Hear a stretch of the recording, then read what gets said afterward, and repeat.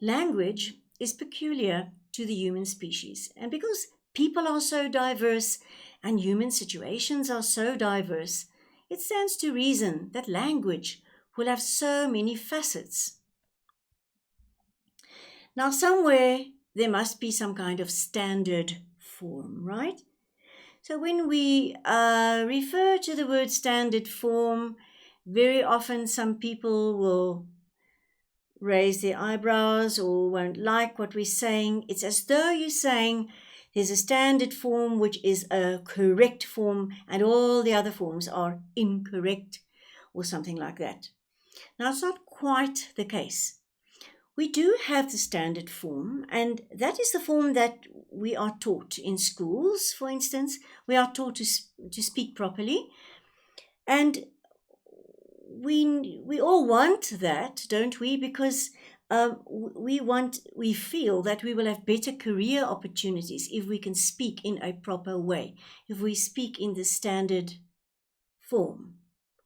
And we have an interview, we can speak properly. And it does give us a better chance. It gives us almost a little edge, a position of power to get better opportunities in our careers. Now, this standard form is used in most public discourse, right? It is not always necessarily extremely formal. It can have colloquial elements, but it is seen as the standard way in which people should speak English, right? It's also spoken in government, in banks, in corporations, in newspapers, so it is very widely used in public. And everybody knows when they read a piece of standard English that this is standard English, right? But it is often seen as the language used by the powerful elite. Now, this is a typical example of the use of standard English. That's what you might say, kind of thing you might say. The interaction of power, language, and reflections on language is inextricably bound up with one another in human history and leads to standardization. So can you see, you might think, oh, high words, good, but that is standard English, right? And we all know that. Now, how do other forms of language then deviate? How is it different from standard? And what do we call those forms? The important thing to remember is that all other types of speaking, which is not standard speaking, is called non-standard forms. It is not substandard. Can you get the difference between that? If something is non, it means it is not.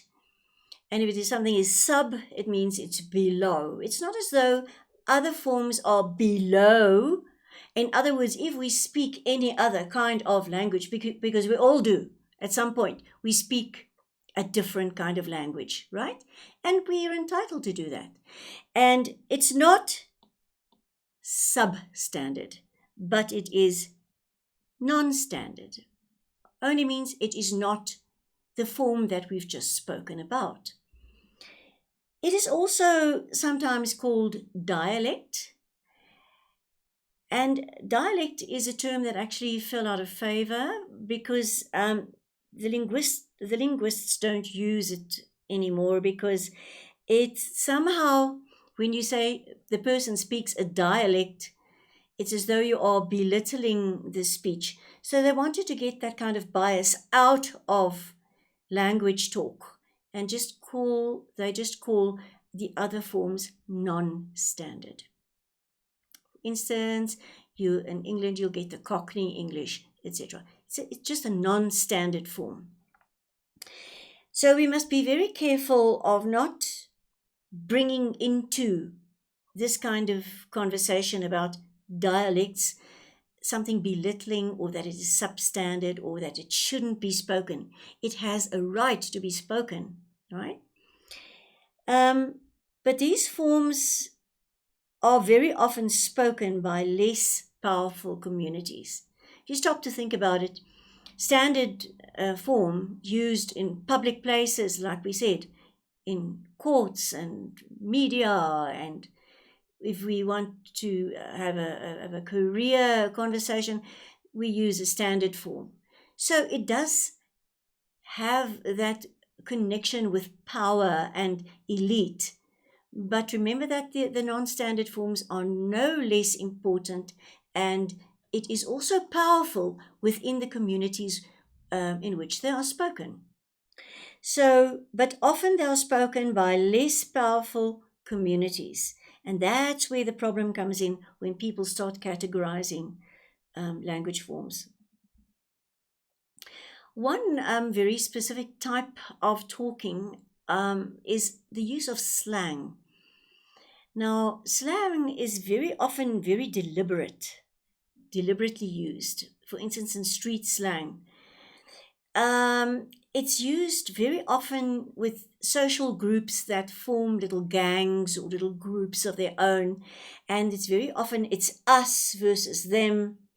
And in street slang specifically, these groups deliberately want to separate themselves from the powerful elite, and they want to speak their own lingo, right? They want to speak the way they want to speak, and they have their own words. So slang is used by social groups to make them feel in this group and others out. So, for instance, when you use ain't instead of aren't, right? So, and then, as I said, street slang is a more severe way. It's a very deliberate way of cutting out the elite powerful, because we don't want to speak like them, right? And then very often too, in cities and on streets and in communities, we have, especially in today's world, goodness gracious, there are so many communities living together. The world has just become cosmopolitan, and there are various ethnic communities living within every single community, and each group will have its own use of group specific words. And it doesn't make them less important, it makes them more into the group and makes them stand out as a specific ethnic group. And there's nothing wrong with that, right? Think, for instance, if you stop to think of South Africa, how many words we have accumulated from other nations, from other cultural groups, and we've incorporated these words into the language. And if you come to South Africa, for instance, you will hear the word millipap in English. You're not going to say we're making porridge with the braai. Think of the word braai. You're going to hear those words, right? You're going to hear the word bobotie. It's a typical dish that the Afrikaans people make. It's become part of English, and you don't have another word for it. It's part of the language. If you think of sadza, there are many Zimbabweans in South Africa, and sadza will give that Zimbabwean flavor to the language.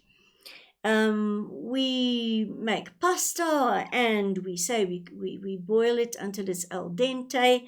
We talk about polenta, and it gives us an Italian flavor, right? Italians. And we go to the Oriental Plaza or any other place, or I just buy it from Checkers, buy some samosas and some roti to get that specific Indian flavor. And I'm not going to ask for these things in other words. These are the names. So it's part of our language, of our speaking. Croissants gives us a French flavor. How many of you eat that on a special brunch or a special breakfast? It's just part of our language. So understand that variety and diversity actually makes a language extremely rich.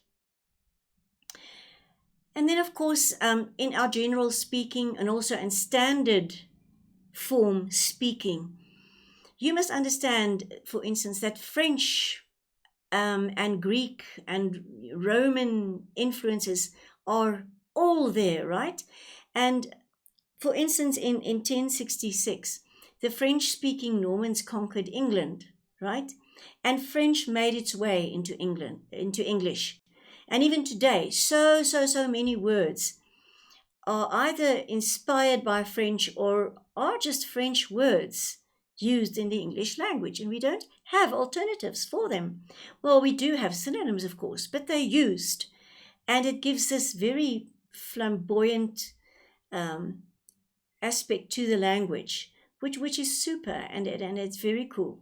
So, for instance, if I say to somebody, "Oh dear, faux pas," what do I mean by that? It means that I have done something very stupid. I have made a social blunder. For instance, I have made such a tactless remark, or I've done something so tactless. I said something in front of somebody else where I should have known, oh, my word is going to hurt him, or something like that. And then I think, oh, my word, I shouldn't have said it. And I feel like the earth should swallow me quickly. And that is a faux pas. I've made a faux pas, a social blunder. We've got the English for it, but faux pas sounds so nice. A rendezvous, of course, you know that one. You've heard it in songs, you've heard it said. It has to do with a certain place, a meeting place, meeting where things get together. It's a meeting place, a rendezvous. So, in other words, let's say you have met somebody while you lived in Paris, and you were partners there, and then one of you sort of emigrates, and you say, well, I'm telling you now, we were such good friends. In 10 years' time, we are having a rendezvous right here at the bottom of the Eiffel Tower. On this and this date, we'll have a rendezvous. In other words, we're going to get together again, right? So you appoint a place where you want to assemble again for a meeting or for some kind of appointment. And also, of course, it has another meaning. It's a process of bringing two spacecrafts together, but even that has the idea of coming together in a certain place. Of course, Latin and Greek words are also still used pretty much in English. And we must also assess or analyze the value of it. The Latin and Greek words that we still use are actually more used in subject areas.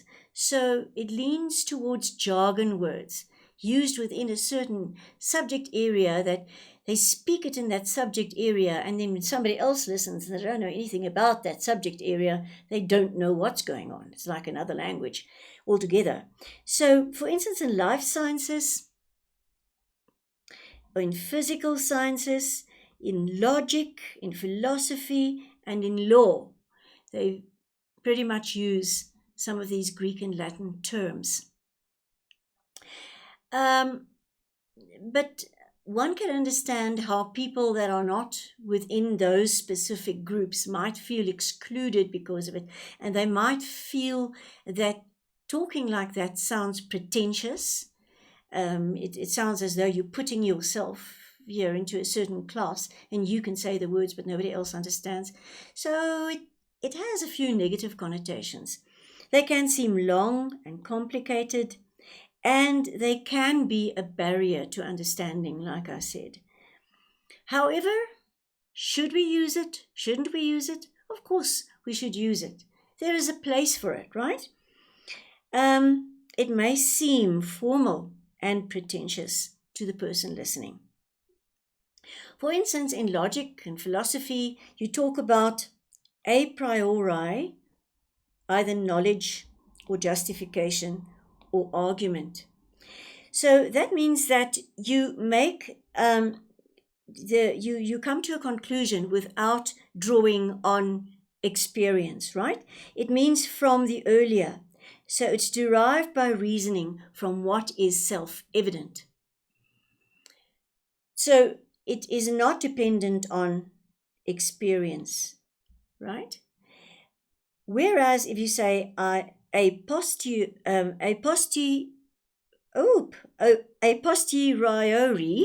oh dear, means from the latter, and it depends on empirical experience. In other words, if you make a posteriori judgment, it means that you have looked at experience and at research and so on, and now you come to this conclusion. Whereas a priori means that you do it before you've actually looked at evidence. And as I said, the Greek that we use often leans towards jargon. We also see quite a lot of jargon in our communities, and it's very specific to certain career groups. It is specialized language for a certain profession or a certain occupation, and it is usually meaningless towards other people, right? And in fact, that some professions have so many jargon words that we talk about, for instance, legalese, and we talk about academies. So you speak in such a way that in actually it's a pool of vocabulary that is used for that specific subject. So it gets a name like, as I say, legalese.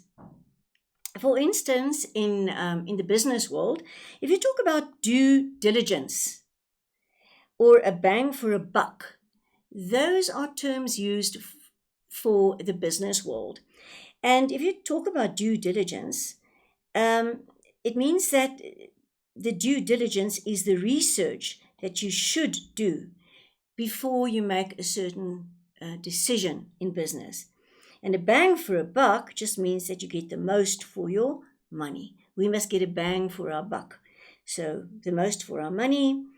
Look at AWOL, which is one that we normally perhaps know, but it actually comes from military jargon, and it means that you are absent without leave and nobody actually knows your whereabouts. So those were just then a few of the diverse options that we have within our society of language that we can use, and they all have a place in the sun.